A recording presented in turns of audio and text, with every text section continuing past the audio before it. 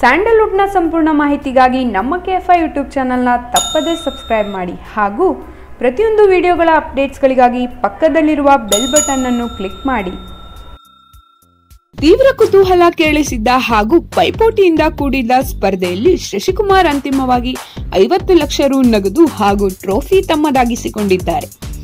ಬೆಂಗಳೂರಿನ ಬಿಡದಿಯ innovative film ಸಿಟಿಯಲ್ಲಿ ನಡೆದ ಫಿನಾಲೆಯಲ್ಲಿ ನಟ ಹಾಗೂ ಕಾರ್ಯಕ್ರಮ ನಿರೂಪಕ ಕಿಚ್ಚ ಸುದೀಪ್ ಶಶಿ ಅವರ ಕೈಯನ್ನು ಮೇಲಕ್ಕೆ ಎತ್ತುವ ಮೂಲಕ ವಿನ್ನರ್ ಎಂದು ಘೋಷಿಸಿದರು.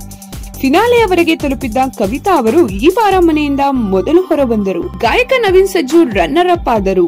ಟಾಸ್ಕ್ಗಳಲ್ಲಿ ಅತ್ಯುತ್ತಮ ಪ್ರದರ್ಶನ ನೀಡಿದ್ದು ಹಾಗೂ ಬಿಗ್ ಬಾಸ್ ಮನೆಯಲ್ಲಿ ಮುಕ್ತ ಮನದಿಂದ ತಮ್ಮನ್ನು ಬಿಂಬಿಸಿಕೊಂಡಿದ್ದೇ ಶಶಿ ಗೆಲುವಿಗೆ ಪ್ರಮುಖ ಕಾರಣ ಎನ್ನಲಾಗಿದೆ.